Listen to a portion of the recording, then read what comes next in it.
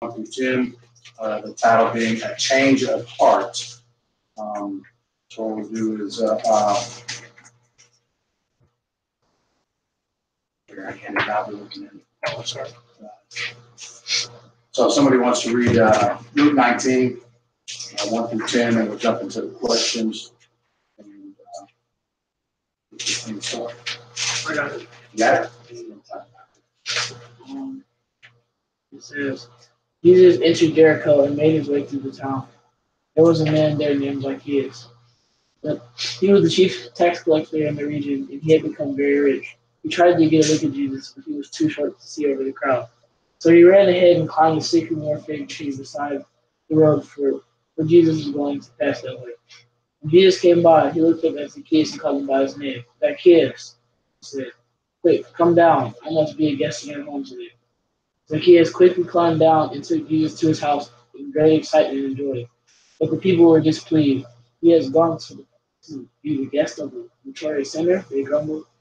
Meanwhile, Zacchaeus stood before the Lord and said, I will give half my wealth to the poor, Lord, and if I cheat the people on their taxes, I'll give them back 4 times as much. Jesus responded, salvation has come to this home today, for this man has shown himself to be a true son of Abraham. For the Son of Man came to seek and save those who are lost. Amen. So, of course, a change of heart. So, in that process, keep those things in mind. But jumping it off with our first question, it says, what are some of the things you would do if you knew Jesus was coming to your house? And then would you take more time preparing your heart or your house?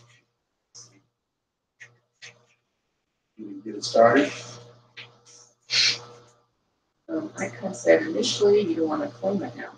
It's like, yes, make it spotless as possible. Add things you don't want people to see. But truly, you should be preparing your heart. But that's kind of the way we do. On the inside, we hide those things we don't want people to see. We only put the best things forward. But our Bible says be prepared in which one.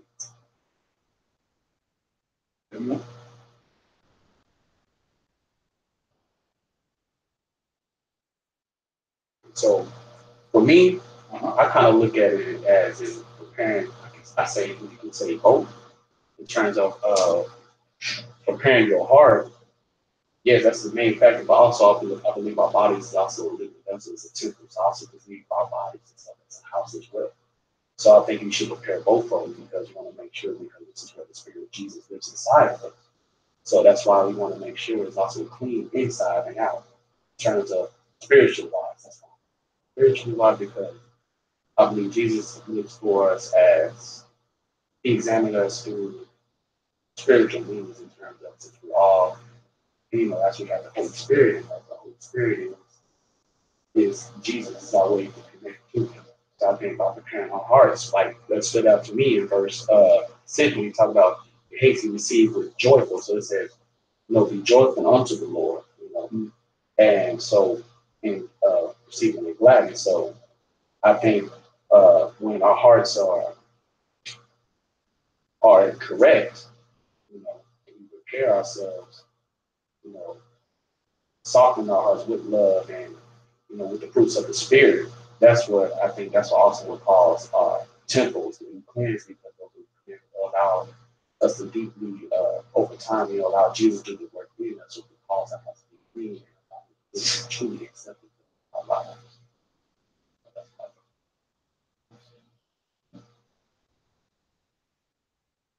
I kind of think on the same lines as like Tia said. At first, your first thought is clean the house because he said, what's the first thing you do is what? We start sweeping and doctoring up some things and well, it was time. But it was like, you want to, you make good impressions, but then I thought to myself, it's like, as a believer, you already know that Jesus is everywhere. So he is at your house every day already anyway. So it's not like, I need to, let me clean up because the Lord is here. No, you should already, kind of be doing that already. And I also put, knowing that he is everywhere, we should be acting like he's in our presence because he is. And we just keep forgetting that. I think sometimes we do our own thing, we get selfish and, we want to, I don't feel like reading. I'm tired of this. I want to go to that meeting or what, and we start thinking with the flesh. And so just knowing that, okay, we are spirit and we need to do what we're supposed to do because like he said, I'd like to think that I would be doing all that I could to exhibit the fruit to prove that already I am one of his. And then in the meantime, I'm clean house. So. Anybody else? I just wanted to have something Tina said about that you just close the door, whatever, you know what I'm saying? And it's kind of to go like what she said. I mean, with God, you can like there's no hiding places. There's no like closet. There's no closet you can open up and stuff. Just go like, because He knows what's in that. He knows what's in that closet. You know what I mean? But it's just like she said, sometimes you just forget or just somewhere along the line think, okay, well I'm, like you look at God sometimes like people like I can put on this good. It can look real good, you know what I'm saying? But that's like whatever you do, don't touch that door because it's like it's gonna be a mess if that closet is opened up. It's almost like you fooling nobody but yourself. You fooling yourself. Because it's like I'm gonna hide this from you, so I don't have to see it. Basically, and that's but it's still physically, there. It's in there. But if I close the door, I don't have to look at it. And we kind of close the door wherever, whatever it is that we've hidden, so we don't have to see it, and hoping nobody else does as well. So like touching base on that, like what I just got was like, so think about it like this. So it's best, I think the main part for that is preparing the heart. Because when we get our heart, joyful, we come to God. You see, the guy tried to do the work, say, hey, if I done anything wrong, if I have done anything, let me, come back and make it right. So I think that's where it comes back to Jesus said, come to me and come as you are. Because I believe that if your house is dirty, it's going to be dirty, whether or not you hide it or not. He already knows, like you say, he already knows what's there. He wants the cloud. He wants the cloud. He wants that stuff because he wants you to come, but he wants you to come with joyfulness and understanding that without worried about cleaning up ourselves. See, a lot of times, we tend that we think we need to fix ourselves or get things in order or before Jesus comes in and work with Jesus. Say, no, that's not how I work. I want you to come as you are so I can do the work of the Lord. So that way, my Father is the one who gets the glory. So, and that's all. And I think that's why, I think you know what I'm saying, like, yeah, you're right. But yeah, that's what I thought I was getting from right there. Well, to back up what you said, in Psalms 139, what we were talking about, there's only no word. He's there, it says, where can I go? In Psalms 139, it says, where can I go from your spirit? Where can I flee from your presence? If I go to heavens, you are there. If I make my bed in the depths, you are there. If I rise on the wings of the dawn, if I settle on the far side of the sea, even there your hand will guide me. Your right hand will hold me fast. So, I mean, David said, there is nowhere I can go to escape from your presence. And, I mean, for me, kind of the same lines with everybody else to a degree. No matter how clean my house is, if my heart's not clean, then it's irrelevant what my house looks like. You know what I mean? Because I always think about the Sadducees and the Pharisees. The outside of the cup is clean, but yet what's inside the cup is what defiles you. Now, one of the things that I got, I never thought about it in this light, but the crowd will always hinder you from seeing Jesus. You know what I'm saying? So, I mean, and out of the story, the only one that was really seeking Jesus was Zacchaeus. And so he did whatever was necessary to find Jesus. And so, and so for me, I just thought about that because we always talk about it, that don't follow the crowd, because the crowd is the wider, and of course, we know the broad. Yeah, it leads to the destruction, whereas narrow is the gate, you know. So, I mean, if everybody would have the attitude like Zacchaeus did, I mean, the Lord says he will make himself known if you seek him. So, I mean, you know, it was just interesting to me. I mean, I thought about that. And it doesn't matter who you are, because it says he was a chief tax collector. He wasn't just a regular tax collector. And this dude had money. I mean, and so I thought about the dude that was the rich guy that said, hey, you know, I'll do whatever. I'll keep all your commandments. You know, but here's Zacchaeus says, which lets you know to me personally, no matter how big my house is, no matter how clean my house is, it never leads to fulfillment. So Zacchaeus knew he needed something more. That's why he got up on the tree. He's like, man, all this stuff that I have, all the things, I'm well known. You know, I mean, everybody, you know, I got money. This isn't fulfilling. You know, I need to get somewhere where I can see something that's going to fill me up. That's crazy, because like, you think about two of the, like, this, I don't know, past few months, two of the most, the fashion designer, she was a billionaire, and the guy, the shoe, but when, from like world standards, because they had money, fame, I had all of that, but it's like, it wasn't enough. Yeah. It didn't feel like their fulfillment. That was because the focus was on, you know, like that, because, you know, money is always, once he's always gonna be like, man, I need more, I need more, I need more, you know, and it's just like that with many things, you know, but it's like trying to fill a cup up with no bottom. Yeah. Well, I mean, the thing about this, I mean, I just thought about it. They didn't even have to worry probably about cleaning their house, because they paid somebody to do it. Mm-hmm. You know what I'm saying? So, I mean, even if you're talking about the outward appearance, I mean, there was nothing that they lacked for. You know? So, but yet, yeah. So, good stuff, good stuff. Anybody else?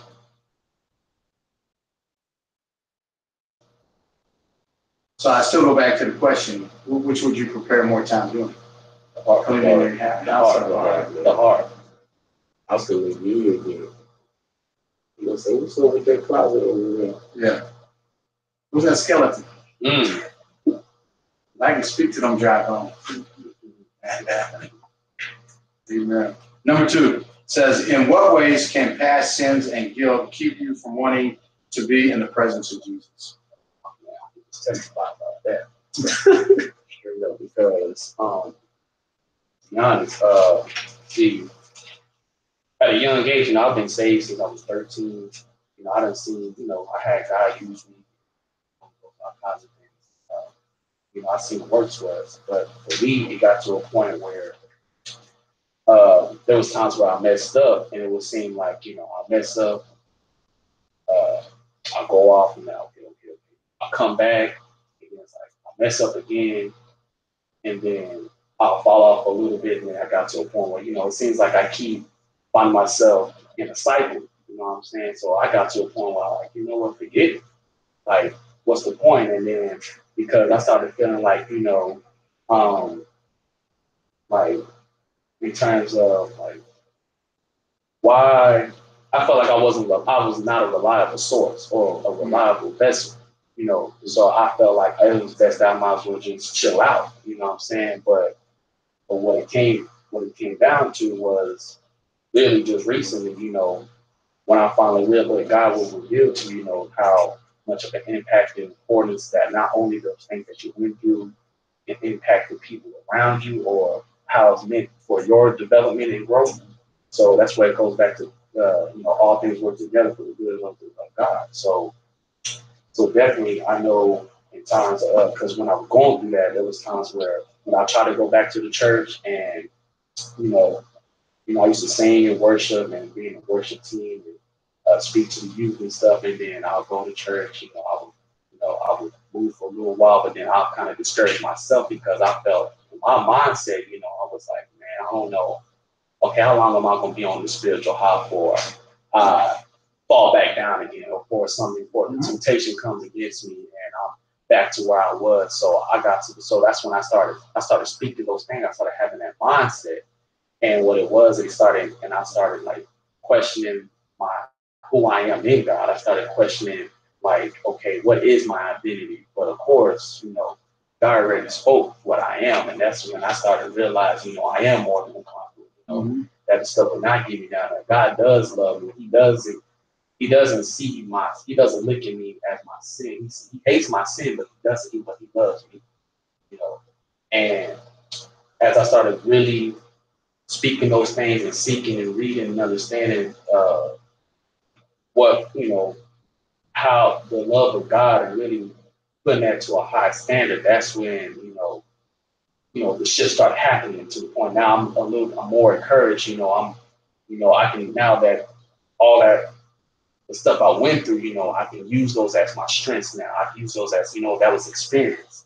I can go out and speak to somebody that's kind of dealing with a similar situation I went through, and understanding that with the love of Jesus, that Jesus will never leave you nor forsake you. He's always going to be there, and he's going to be there to guide you to get you out. So it doesn't matter who you are, you know what I'm saying? Because it's like he was saying, like a person is sick, they don't need healing. You know what I'm saying? They're not going to go to a doctor to get help if you're healthy. But that's what he said. For the Son of Man has come to seek and save those which is lost. Because all of us have fell short, short of the glory of God. We all have made our mistakes. We all have. So it doesn't matter how big it is. Jesus trying to say I'm bigger than that. You know what I'm saying? As long as you come back and fix your heart and come back to me, then I'll begin to fix up and do the work that I need to do. But first, seek the kingdom of God, and all those other things will be added to you. So, oh yeah, you got your notes.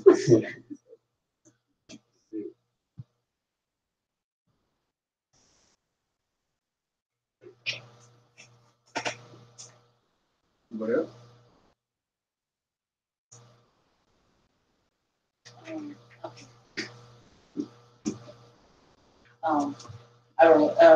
Past sins and guilt, as we are often reminded by the enemy, because that's where a lot of that comes from. Because if we've been forgiven, when Christ forgives us, He's put it as far as the east is from the west, and so He's not the one bringing it up again, and it's the enemy, and that is who keeps that. You said, feeling, oh, I'm ashamed, or I feel guilty of. I think about the things I did in the past, and I'm like, okay, I asked for forgiveness for that. And I finally learned to forgive because we're not bigger than God, that we can't forgive ourselves for whatever it is. If He forgave us, then we need to forget it and move on. And like you said, use that, whatever it was, when those thoughts come up. A lot of times our trials and all that stuff that we went through, even if it was because we instigated it or whatever, a lot of our, I don't know, another word to use it, just the stuff we go through is some not for us. A little bit long down the line, like I say, you can use that as, somebody else went through the same thing. And I was like, come here, let me talk to you, and you can, be the encouragement to let them know, you can get through it, because look, I'm a witness that, the Lord got me through it, because otherwise I probably would have fell apart as well. And so our testimony is using the things we did wrong, not to remember them and the ugliness and all the whatever they brought about, but the fact that even then, Christ loved us enough, no matter what we did, He can forgive us and put us right back, on the same level as all of His other children, because He loves us and He's looking at us through the blood of Jesus.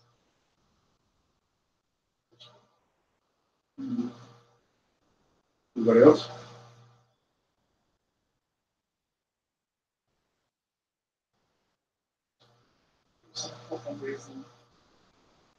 Shame. I think shame is another one. Embarrassment, feeling.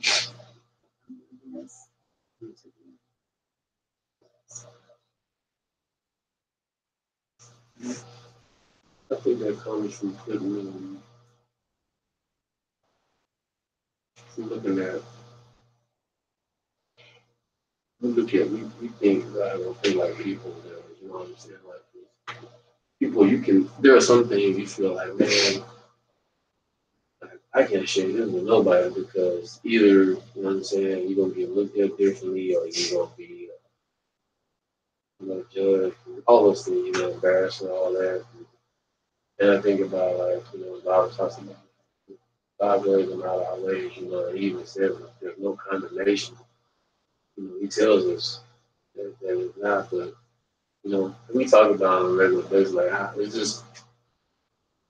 it's just like so much easier for whatever reason. It's just so much easier to put on the negative things about yourself. It's like news, negative sales, bad news sales, like, and there's so much like stuff that God tells us about ourselves. They're all, like you said, I'm one to conquer, fearfully and wonderfully made. I'm in workmanship, and just, understand that identity, understand even in that identity that, like, it does not mean like something I struggled with a long time was like this feel like I had to be like, I had to be perfect, and obviously I just, it's happening. The problem with that is like when you don't hit it, it's like just, real bad about like, beating yourself up, and then you can just stay. That's a cycle too, because you can stay in that mixture for a minute, you know what I'm saying? And I think sometimes like I think about we talked about a couple weeks ago, we talked about King David, and how the Bible talks about King David, like, it says David was a man after God's own heart, and yet even in that, he had his huge moment of, it wasn't just, not that there was a little sin, but how does that one sin just turned into like a snowball effect, you know what I'm saying?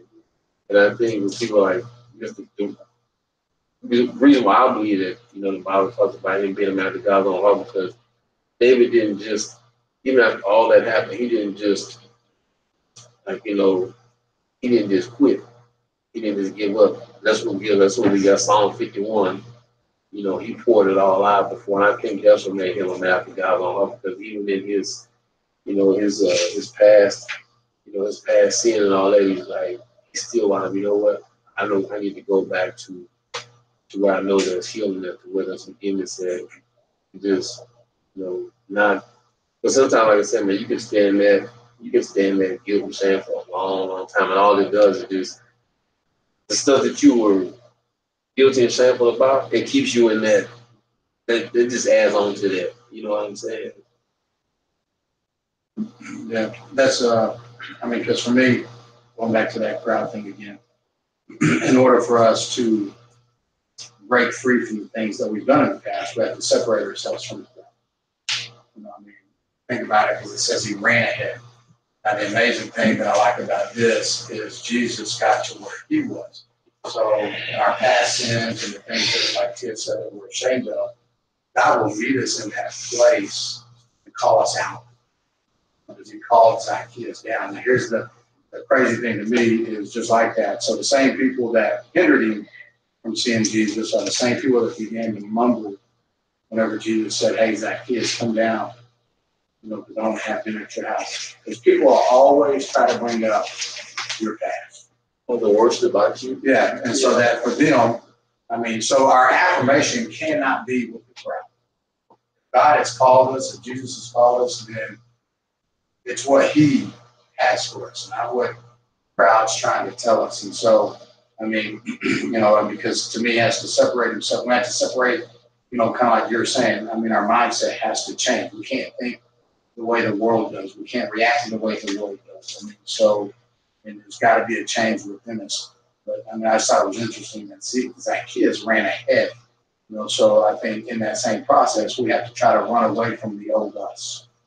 We can't, so you know what I'm saying? So Yeah. He was running away, and I'm speaking metaphorically. I mean, not necessarily say that, but he was running away from who he was to try to get to where he could see Jesus, because he knew that was the only one that could impact his life from what other people thought about him and for what probably he even thought about himself. Yeah. So definitely, to me, just like Tia said, the shameful thing, the enemy will use that quicker. Two things he always uses to me. He always uses pride. He always uses shame. which are to a degree completely two opposite directions. You know, I mean, the most prideful people don't very rarely seem like they're shameful. You know, but then most shameful people don't ever feel like that they have anything to be prideful about. You know, so I mean, the past will just beat you up about it. Something you said about the crowd, like, you know, sometimes a crowd can be full of people. Oh yeah. You know what I'm saying? Yeah. And I say that for people that, like, you know what I'm saying? If you're in a group of like 3 or 4 people and God is calling you, pulling you in a different direction, then you need to step away from the crowd. You know what I'm saying? So the crowd is not always like just a, you know, huge mass of people, but it could be literally like 3 or 4 people. It's like, you know what? It's not about it in the opposite. The crowd saw Zacchaeus as a sinner, but Jesus saw somebody that was redeemed. Again, like I said, they saw what was, Yes. yeah. Man, we talked about that before. So like how God, like, I mean, we talk about how God sees in us. You know what I'm saying? We do. Like God, what God sees in us, rather people don't see, or even like in ourselves, we don't see in ourselves what God sees in us. The point you made about separating yourself, like getting away from, and I think, and how the past sins, the enemy will use it to have us separate ourselves from everybody or the church. Like, I can't go there because they're gonna be looking at me, or they know what I did, or give you that guilty feeling. And a couple of scriptures that kind of just made me think, the Lord is not. That's not of the Lord. Those feelings of shame and guilt and all that stuff. And we're set. And I wrote, the Spirit gave me. It says we can be confident that the work He started in us, He'll complete. But I said He set us apart for service, not for solitude. So it's not like if we got in trouble, and we did something wrong, we want to shrink back and just keep myself. I don't want anybody to see me. But no, He set us apart. It says but ye are a chosen generation, a royal priesthood, a holy nation, a peculiar people, that you should show forth the praises of Him who have called you out of darkness into His marvelous light. So He set us apart. And then Hebrews 10:10 also says, by the which we are sanctified through the offering of the body of Jesus once for all. It's like Him setting us apart is not for us to not be in the mix with everybody else, but setting us, because He's got something for us to do, and that's to spread that gospel. If so, we keep to ourselves, who's going to hear it? Nobody. He began with us. We can become. He's going to continue.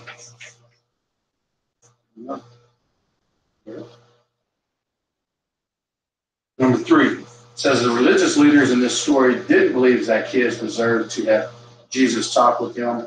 How can you fight against the attitude that some people are more deserving of grace while others have fallen too far away? You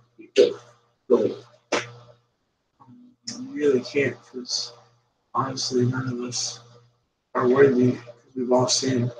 Like I said earlier, there's no such thing as big sin or little sins. Like me stealing something or someone murdering someone, there's really no difference. It's sin and sin.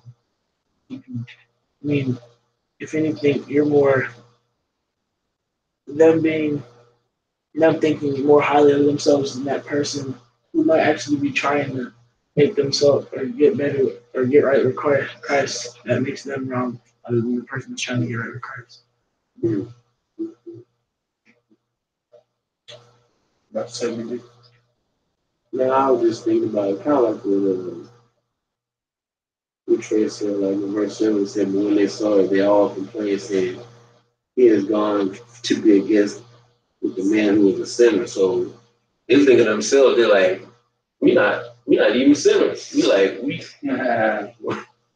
instead of like just the self-righteous attitude, we're like, well, why you Why you talking to him? You don't know what he. And and I think it's one of the. I think that's one of the biggest attitudes. I don't know if it's not attitude, but things that like keep people away from church, out of church. Because a lot of times people go to church, it's like a I'm here, you're there. You know how to talk to you. You know what I'm saying? I might be like, I can't believe she got that on, or all them tattoos he got, or this and that, versus like, okay, well, there's nowhere in scripture I find where Jesus wouldn't approach anybody like that. Obviously, right here, because the church wasn't going to talk to Zacchaeus. They weren't trying to, go and see him sober. So a lot of times, like I said, we usually point out like things and like either judge or just like one of my biggest things like at work is we see like a lot of homeless people on the corner. And me and the guy at work, we had a conversation about this last week. He was like, and he's like the first person I worked with that had the same mindset. He's like, man, he was from a different station. He's like, I always kind of cringe when my guys do that because I just don't know. And this guy, he was like, he wasn't a believer. He's like, I don't know what I don't know what his story is. I don't know nothing about him. But most of the time, I look at him like, man, bum, crackhead, but it's like, well, those are the people that, honestly, the church runs away from what we consider a social disference out because the church runs away from them. They're like, that's not good for the program. We got to dress a certain way, we got to look a certain way, we got to, it's like, we can't, that's going to mess up everything we got going here. Well, those are the people that Jesus he went away from the coming to be. He's like, I'm going to go where they're at and minister to them right there. You know what I'm saying? And it's just funny, man, like how, like I said, the church runs away from it's like, hey, we tatted up. It's like, Luke 15. Now the tax collectors and sinners were all gathering around to hear Jesus, but the Pharisees and the teachers of the law muttered, "This man welcomes sinners and eats with them." And that also goes to show, based on like how Jesus chose his disciples. Like I was talking about earlier about Saul. He was the one murdering Christians. You know what I'm saying? He felt like he was doing work for God. You know what I'm saying? And then, but when he finally got filled with the Holy Ghost and actually was really moving in the way God, like when he was church, people still was free. Even the other apostles, like, whoa, hold on, man. like, when you, yeah, like when you just out here just trying, taking us out and stuff. But that goes to show it doesn't matter what you did. You know what I'm saying? It goes like how God used Ruth. You know what I'm saying? Or how God used anybody how God used Moses. Based on everybody, doesn't matter how your beginning is. It's all about the ending because you got to remember God is from beginning, middle, and end. So he already knows he already has the story written out. So for us, that's when we have to start believing in ourselves and understanding that God has a calling for our lives, regardless of what we have done. So that's when we shouldn't condemn ourselves because God said, I didn't come to condemn the world, I came to save. And he already died. That was the purpose of the resurrection. You know what I'm saying? That's the reason why he died on the cross, because he took away all our sin. Like you were saying, like as soon as we get the concept, like, okay, God forgive me. It's really like it's like, God, can you okay, I'll forgive it. I'll move on. But the thing about it is he throws in the trash can. We go out, like you said, we go out there and take it back up.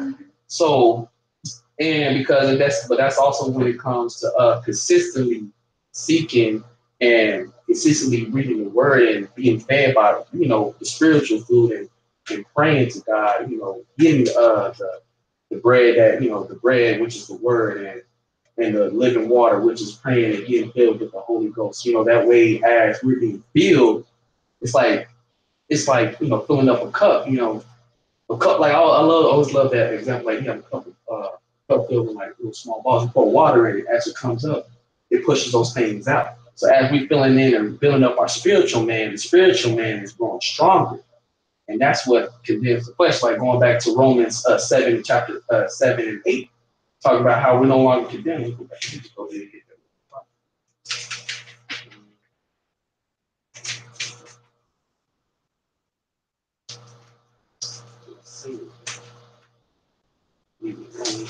Romans 8.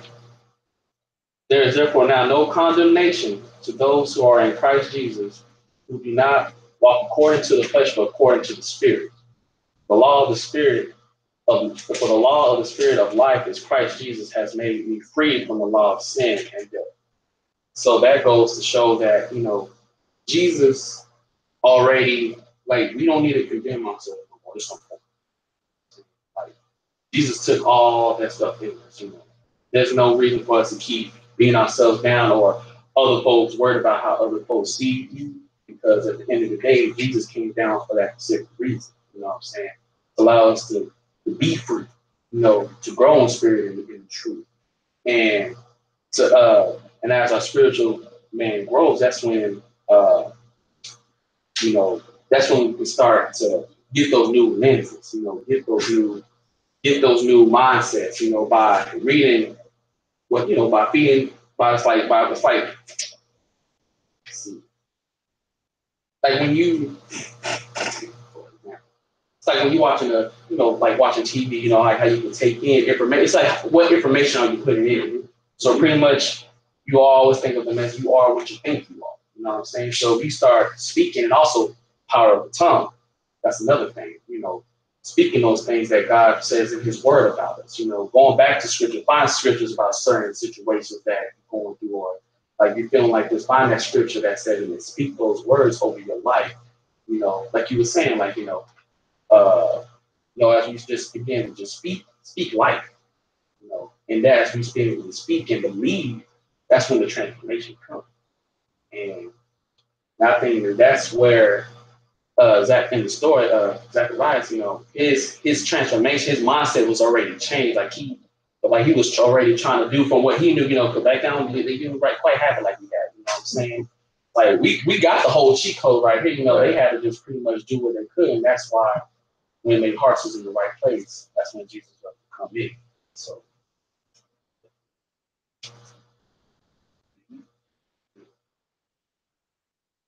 Just wanted to add, like, I know Trey had mentioned something about like respect, how the religious leaders are like, looking down their nose at Zacchaeus didn't deserve to be, to have Jesus with him. Proverbs 28:21 says, to have respected persons is not good. I'm just gonna stop it right there. There you go. And then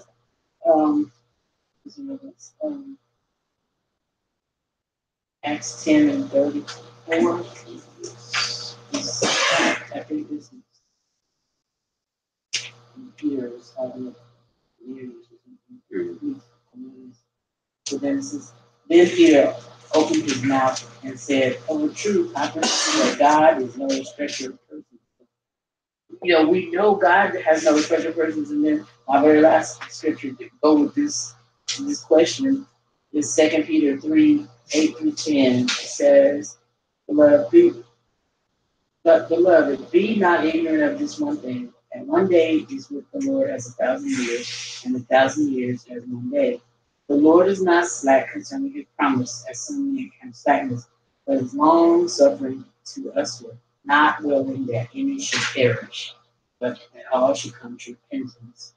Hence, this is the reason Zacchaeus was supposed to be saved, because the Lord doesn't want anybody to be lost. And so we can't say, he don't look right. He came for the sick. So why do we try to, exclude certain people or whatever for whatever reason? That's a club mentality. Right.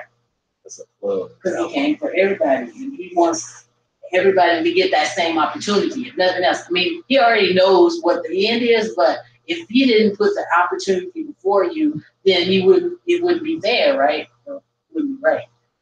But because he said he wanted all to be saved, but obviously and ultimately it's the individual's choice. So you got to put the choice before you first, before you can say, no, I don't want that. That's funny though, because like you said, I think sometimes people even selective about like who they want to share the gospel with. It's almost like it's premeditated, like this look pretty nice. They look like it just fits that, you know what I'm saying? That would you have in your mind, like, that person, like, okay, that's a good person to go and talk to, they might receive it, versus that person that you be like, man, ain't nowhere in the world, but kind of like you said, everybody, I don't say deserve, but God gives everybody an opportunity. So it's like, it's not for us to, and even if they've heard it before, God may be telling you, like, I want you to tell them something different. I want you to share it in your, what I'm saying, these, yeah. And sometimes he ordains. I mean, like he prepares those hearts ahead of time. So even if you think, oh, this is gonna be, he's already been working. So it's like they're eager and waiting for us to come to them, and we just gotta quit being scared of what the outside, because it's not the outside that needs saving, it's the inside. And so we gotta get over what we see on the outside and give them what they need, because the one that's sitting in the in the corner, not talking about they need somebody to talk to. Right. The ones who are cutting up, saying, look at me, look at me, look at me, and want to be like the party and all happy go lucky, they're hurting inside because they always mask what the true identity is on it. So, we just have to kind of let the spirit. But sometimes it may be just one of the things about this, like I said before about this story, like with Zacchaeus. Whenever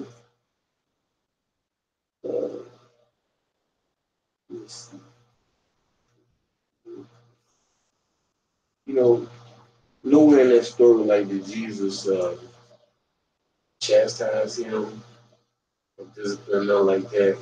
You know what I'm saying? And I'm like, there's always been like about that story, like just his presence, just his love was enough to change Zacchaeus' change his heart. Not him, like doing all that and all, you know what I'm saying?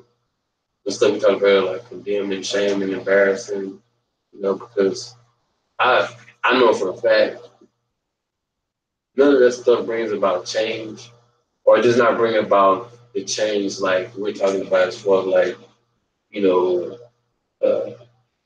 leading somebody to. Am I going to that question? I'll stop right there.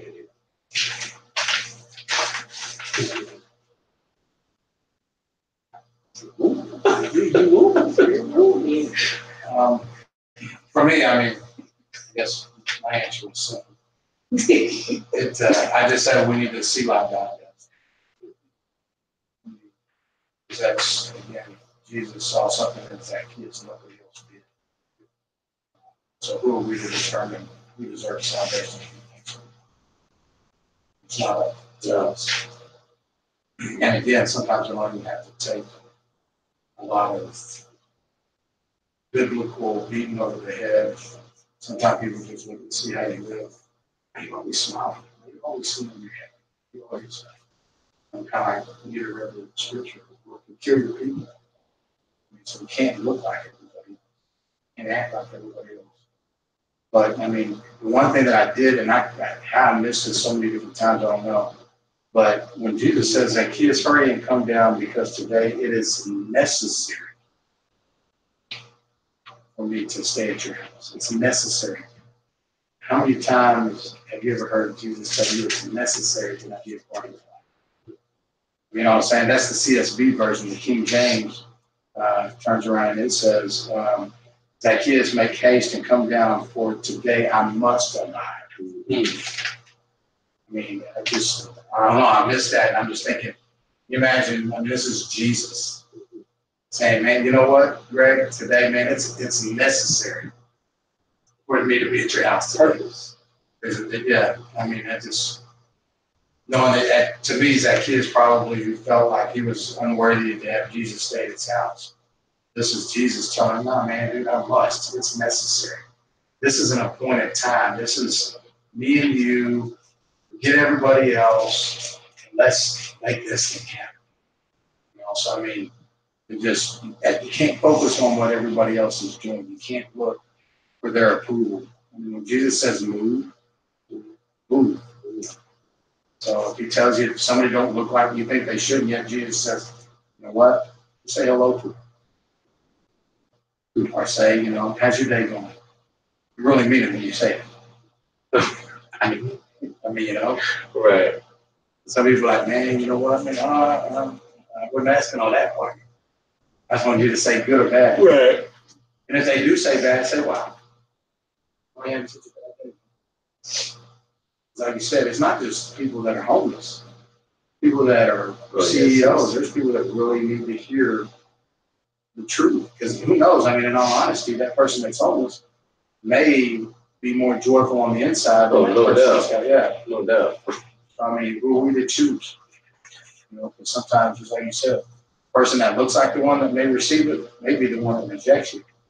The one that looks like that they didn't need to receive it may be the one that goes and do. They may be in a three-piece suit. They may be in a dress. You know what I'm saying? We can't determine it unless we ask God for discernment. Now, who do you want me to witness to today? You know? You may just be amazed. Because again, Zacchaeus made himself visible. Here I am, man. I'm right here, dude. Anybody else on 3? It looks like we're going to probably wrap up on 4. Answer 4 pretty quick. It says, Jesus didn't mention anything about money, sin, or the need to report when he was talking with Zacchaeus. Do you associate the presence of Jesus with holiness and the need of repentance? Why or why not?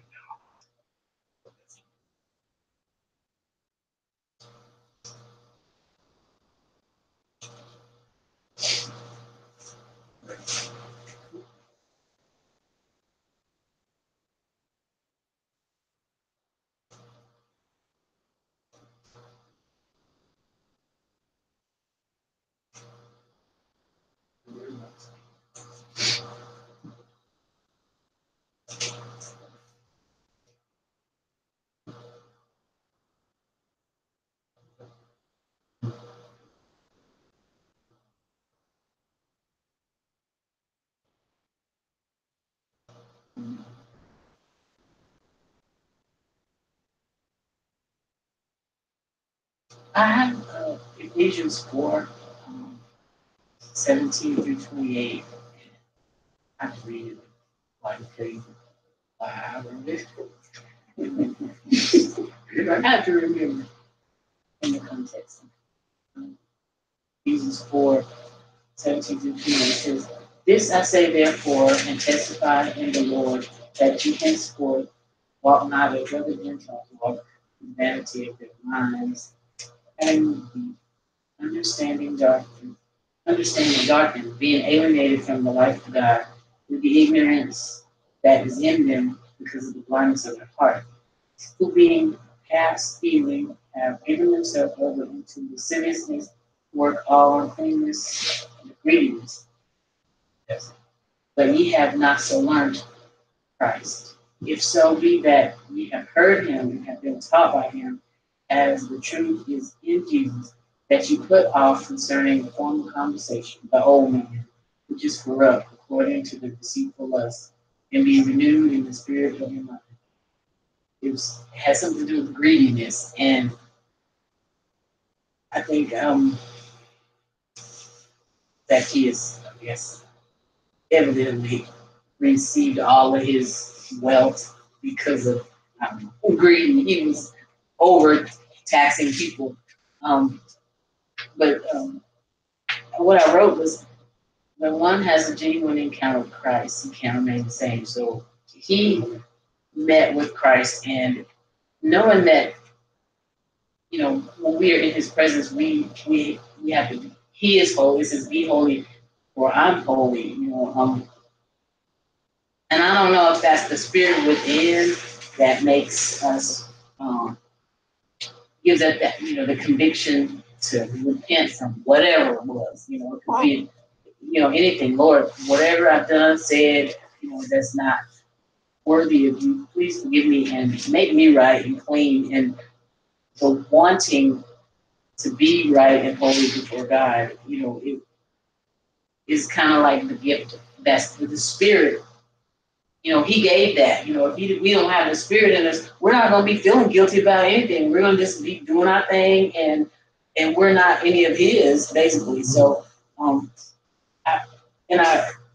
Bible had I guess it was in verse 8, but it was talking about from the Exodus 22, and it talked about him saying when he repented and said, I give back fourfold everything whatever. So I read Exodus 22, and it was talking about that means he knew the law. So he wasn't wasn't a Gentile. He was a Jew like all the rest of them, but he just happened to work for the Romans, I guess, collecting taxes from his fellow Jews. That's why they didn't like him so much, I'm guessing. But anyway, he knew the law concerning restoration of stolen property. That's why he said he gave back fourfold, because it talks about how much to give back when you take something from people.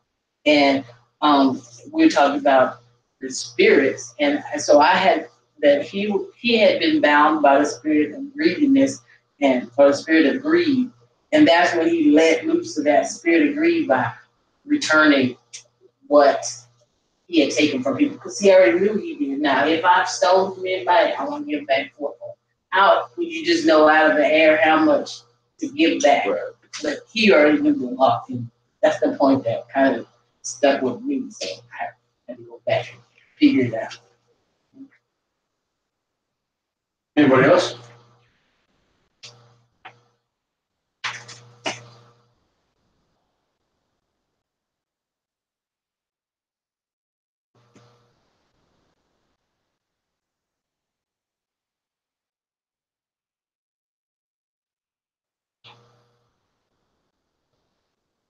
So kind of go off of what she was saying. I'm looking at from John chapter 9, verse 41, and Jesus said to them, "If you were blind, you would have no sin. But now you say, we see, therefore you sin, but your sin remains. Most surely I say to you, he who does not enter the sheepfold by the door, but claims up some other way, the same is a thief and a robber. But he who enters by the door is the shepherd of the sheep. To him the doorkeeper opens, and the sheep hears his voice, and he calls his own sheep by name and leads them out." So what I'm getting from that, so like how Jesus called him out of all the crowd, Jesus called him out by name. I'm trying to say that because Jesus already knows who his chosen people are. So what I've learned is that if you already call with Jesus by Jesus, his spirit is going to be in you. It's just all, so he's always going to go back and get you. He said, I will not leave not one sheep behind. One goes astray, I will go back and go get it.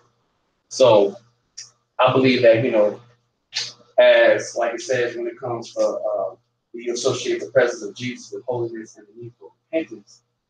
I believe yes. And because you have to repent, so that way as you repent, sometimes we don't know exactly what's in us that God needs to get rid of, so that way we can, become more holy and become more like Christ. Meaning we have to do stuff, because there's certain things that that can hold us back, but developing up our level, our spiritual man, to get to the level that God has ordained for our life. So that way as we clean it up, like you said, we'll be able to have that discernment as we go out. We can pray and we can have that clear conscience as like, okay, I look at this person, regardless of how the outward appearance, I can feel in the spirit that, and with confidence, as I grow with confidence, I can see that, okay, I have a word for this person, or not knowing exactly what it might be, but when it comes, like you said, when you ask, sometimes you just got to ask the question, and sure enough,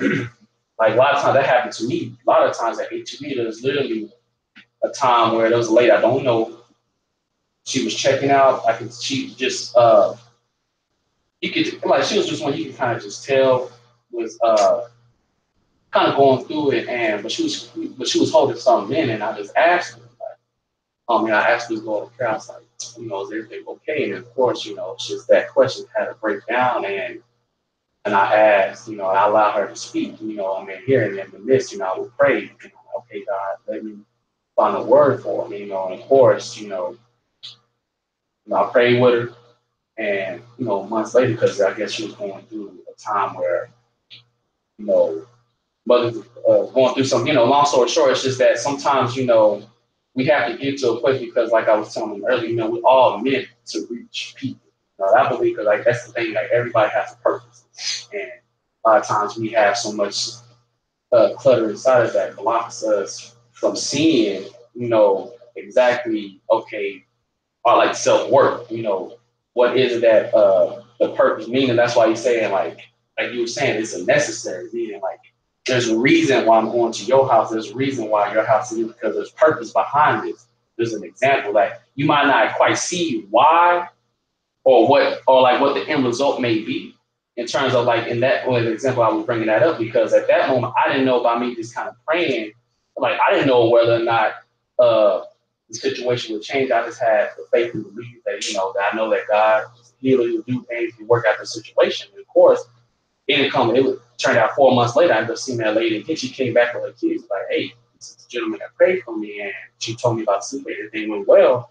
And I was like, well, praise God, because me, by just being obedient and understanding that sometimes God just try to get us to a place where we can get to a state of obedience in terms of understanding, like, I'm a mastermind. I already know how this thing is going to turn out. I just need you to play your part. It's like playing chess. I just need you to be my pawn for the moment, and then, or plant that seed, and then that person may go, and then there may be another person I have that can water that seed, and then next thing you know, something is getting birthed.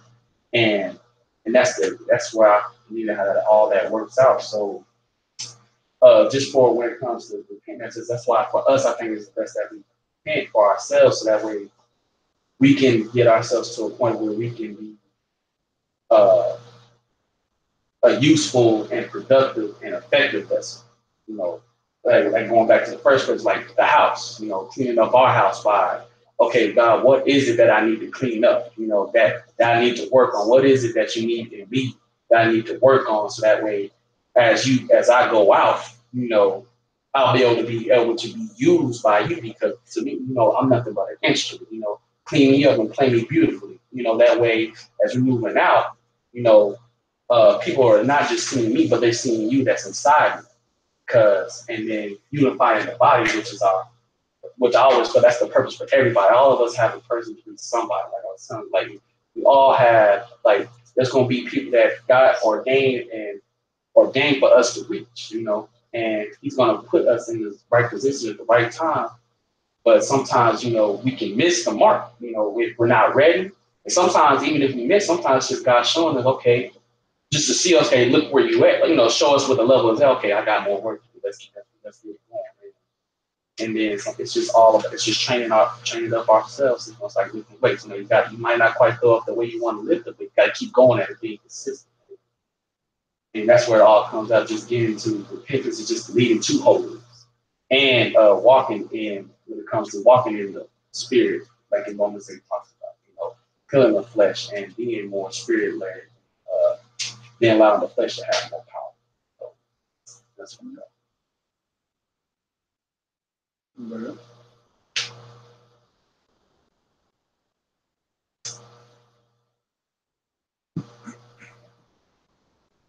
I mean, for me, I put the two cannot be separated.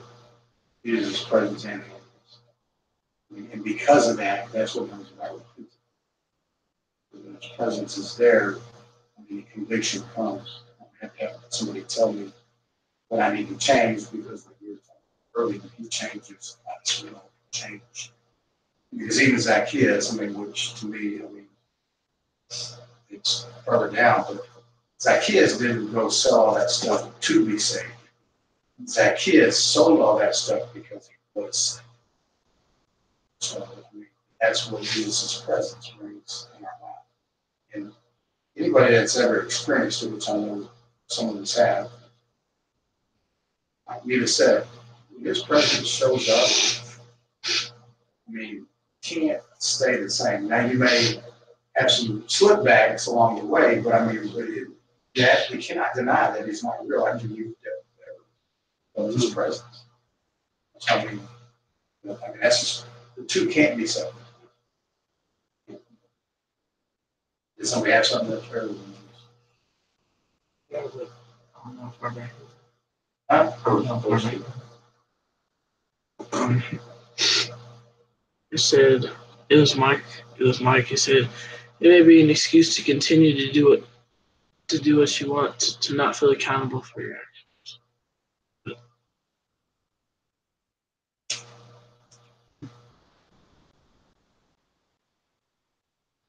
That's probably one of the parents. Sense of guilt. But he's absolutely right. I always think about when I was like that portion of number 4. I always think about the mental right. You said if you have an encounter with Jesus, you're not going to, just like with that kid, he was changed. I always think about the, the woman that was caught. Like with us, when they brought it up to him. You know, he was like, what you can do is that, Yeah, yes, y'all gone.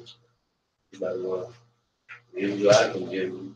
And he told us go and sin no more. You know what I'm thinking? Like, man, and I wish there was more to that, like, on her life, but you got to believe is that her life will forever change that day.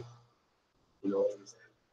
There was more on this, so because they said, all the people, she went and witnessed, come see this man that told me everything I did. So she actually, you know what I'm saying, she went planned to go see them. All those people went and started following, trying to find out more about him. So.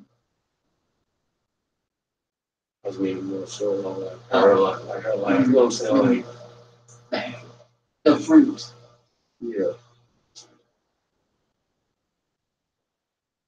Yep.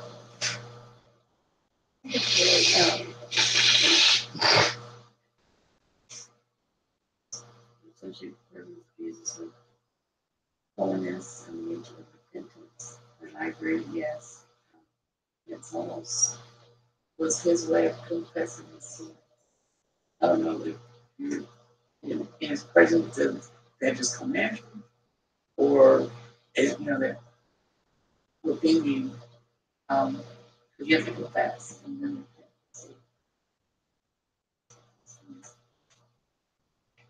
Part of that, like I said, his presence brings. And the thing is, you don't have to share it publicly. You know what I'm saying? I mean, because I don't know. That's why, to me, I'll be honest. To know that God's grace covers you the way it does, that's the point that just breaks me. Because I know I'm unworthy. So, ask me. Even the things that some things that are not positive, truly don't deserve to be forgiven for.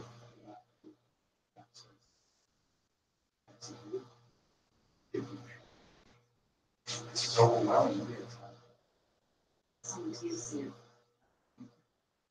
Christ, it made me think of when we look at Christ or see his word, he is the mirror, and we see our reflection, or we see all our sin, when we're looking at him, because a lot of times we try to make, well, I'm not as bad as him because I don't do that and that and that and that. But when we're looking at Christ, we don't measure up. We see all the sin and all the dirty that we have, and it's like he's like shining a spotlight on all our wrongs. So we gotta repent. I'm like, man, I gotta,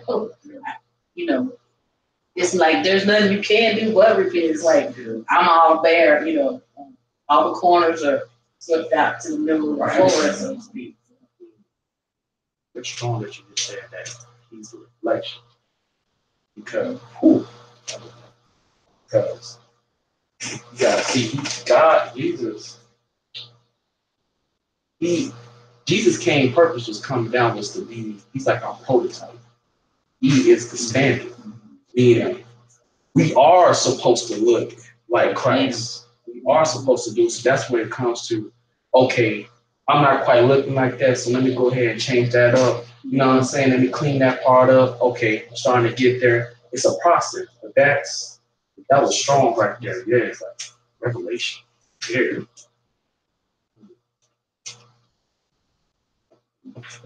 Anybody else?